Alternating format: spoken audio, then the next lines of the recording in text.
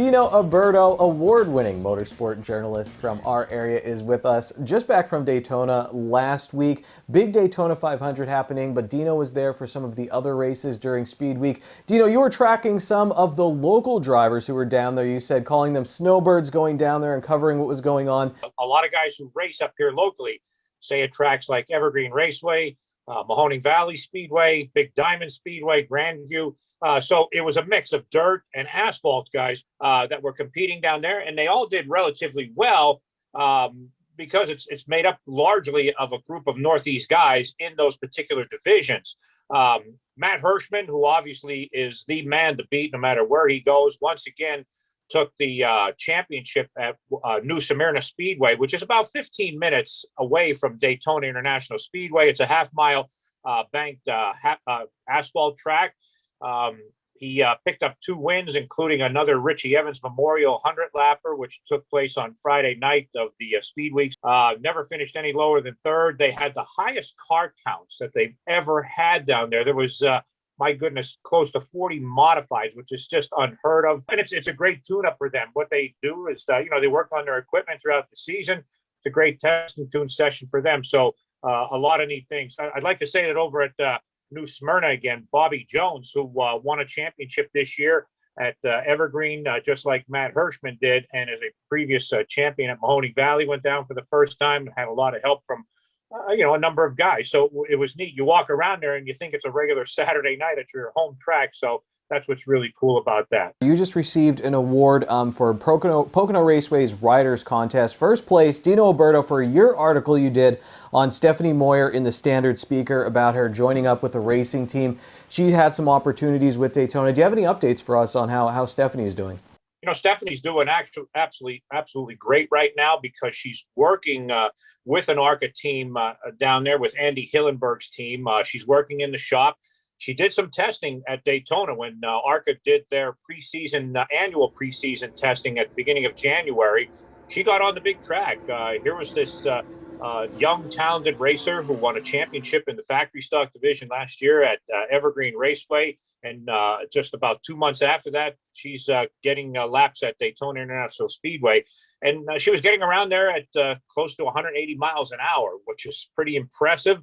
And that was all about getting acclimated. It was all about ARCA seeing what she can do. It was all about NASCAR seeing what she can do.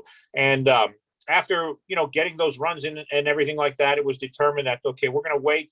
Her first actual race is actually going to take place later this month at Pensacola Speedway. It's a half-mile track up in northern Florida.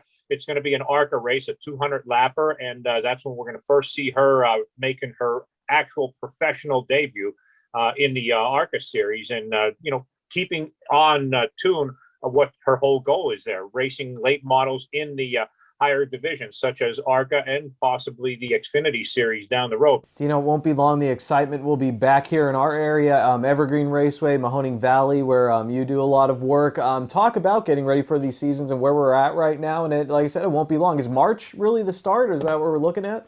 We are about 1 month away from on-track activity for all local tracks.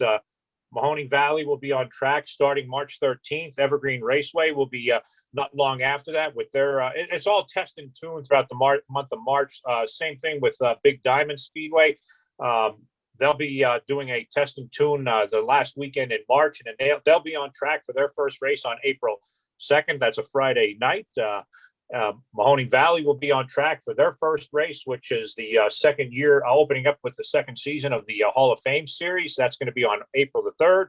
And Evergreen Raceway about a month later. I will like to report on something that's really excited coming down the pike this year, and that's at the Bloomsburg Fairgrounds, Ken. For the first time since 1987, racing is going to be coming back to the Bloomsburg Fairgrounds with a brand new racetrack inside the old half-mile track. We have about 8 special races penned out throughout the season, and the first one will be coming up in May. And I think from there on forward, it's going to be the place to be. What brought that about, Dino, just out of curiosity, them wanting to bring racing back there? If you've ever been to the Bloomsburg Fairgrounds, midget racing was the hot ticket there during the fair.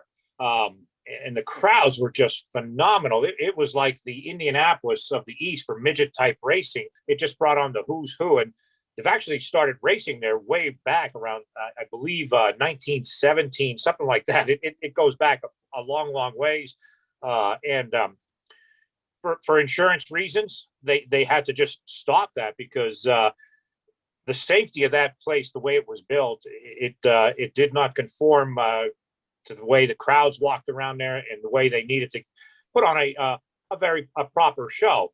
But I think finally they realized that, hey, to generate more revenue or to bring revenue in here, we can try something like this. So they actually contacted USAC, United States Auto Club, to come in and help them redesign and put a new 3/8 mile track on the inside. The Fair Board voted on this. I'd say it started around September of last year.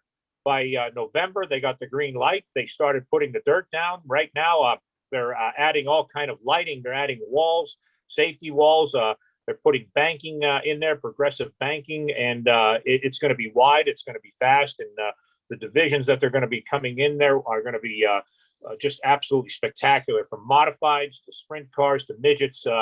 And when you're bringing in somebody like USAC here to the east, it means a lot. So there are going to be some national touring groups coming into our area. Bloomsburg just being about a half hour, no more than 40 minutes away. And it should be quite captivating to see the program that they put on. I do notice you're wearing your Pocono Raceway shirt, and that's one thing we haven't hit on yet, but they do have a doubleheader coming up again this year.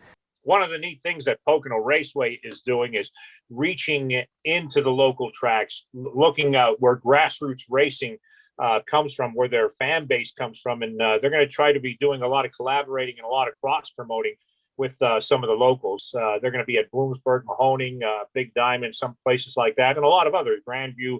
It's really neat. I applaud them for that. They realize where their fan base comes from, as well as from all over the country, but they know that locally, that's where they need to reach. And I wish NASCAR, I think, should really take a page from that. Well, Dino, thank you so much. He helps us keep track with what's going on locally in racing and also nationally as well. You can keep track with him here on SSPTV and also in the Standard Speaker. Dino, thank you so much for your time. We appreciate it.